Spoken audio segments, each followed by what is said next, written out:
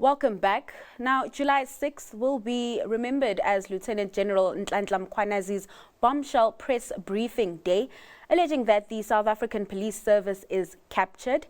Claims made then gave rise to the Madlanga Commission, where it is currently being interrogated.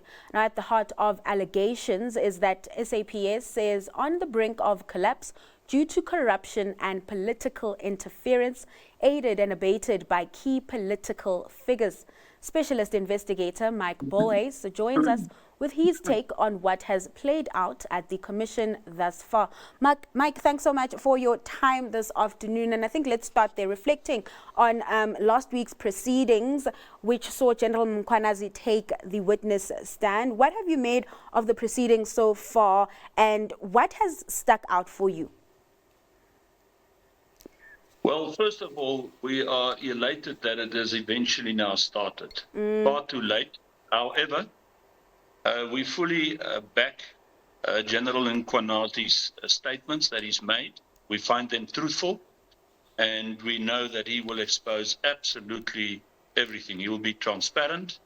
He will give his full cooperation, and he will say what he means and means what he says. So that's number one.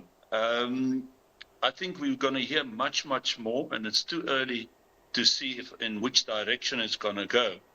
But the possibilities are still there, what we've previously mentioned, of political interference, ANC interference, and obviously forms of intimidation, even bribery, or any other kind of crime that could be committed against those who are still to testify and are testifying. And what was interesting from some of General Mkhwanazi's statements last week was that, yes, he reiterated some of the allegations levied in the July presser, but he also revealed some new information implicating former ministers Bheki Cele and Nathi Mthethwa. Does this suggest that the alleged corruption and wrongdoing in the system may be deep-rooted and not something that's recent? Well, it's deep-rooted. We saw it from Jackie Selebi and Nathi Mthethwa. I mean, if you go back, how many generals, how many ministers, how many top officials in the police has been identified in the last 20 years? Yeah. It just escalated. Organized crime started then. Organized crime basically means you have got an authority working with very rich businessmen and people in the public. You've got a muscle team, you've got a gang, you've got connections, and you've got a lot of money, and then you commit racketeering. They all work together, all get money, and anything that's in the way of the money will either get killed or extremely intimidated, and anybody that has information against them will definitely be killed or intimidated. And let's bring in then General Masemula's statements that he made over the past day or so, particularly around the disbandment of the political killings task team, right? He has agreed with General Mkhwanazi, saying that it was unlawful to do so, and that the directive came from now suspended Police Minister Senzo Mchunu. What's your reading of General Masemula's role in this? I mean, yes, he could have challenged the move, but perhaps he was cornered. We talk about, you know, the intimidation that comes with this. At the end of the day, if in my organization, any of my specialist investigators does something wrong, who's going to feel the brunt of it? It will be me. I'm the most known private, specialized, extreme investigators in South Africa. And I will be on the front page and have to take the blame for it at the end of the day. So all the top brass, from the president is implicated in this because he knows of this, what's been going on the last 10 years. There's no way that all of this is happening without him knowing it. Or at least, let's say, if he tries to excuse himself, that he had a whiff of it or a concern or an uneasiness about this. Remember, there's a lot of informants and there's a lot of information, our projects and information by the media that has been presented during the years of police corruption and organized crime.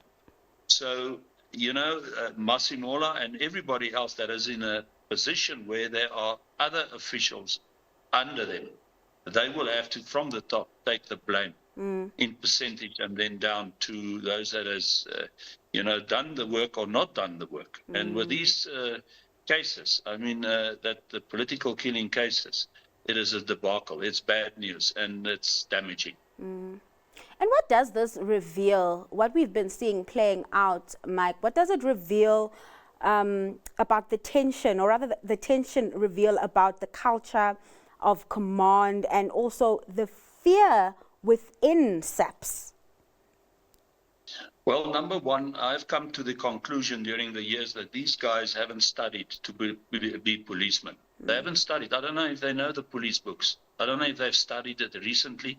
I don't know if they're like doctors, catch up and see what's the best way to combat crime, because they're not preventing and combating crime. Yeah. They do not protect and serve. We do not trust them. The public does not trust them. The public is living in fear and uncertainty and concern.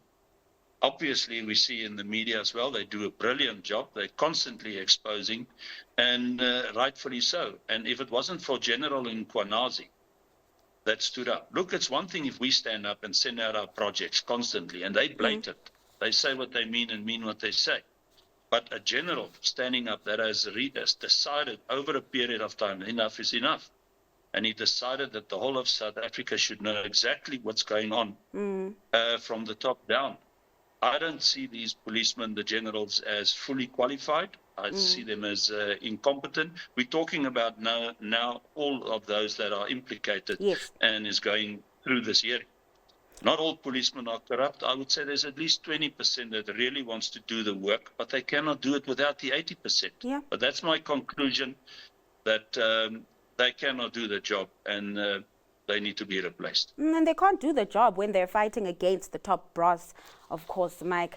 And just before I let you go, do you think that the Commission will effectively hold those implicated accountable to their actions, just given the history of how commissions end up in South Africa?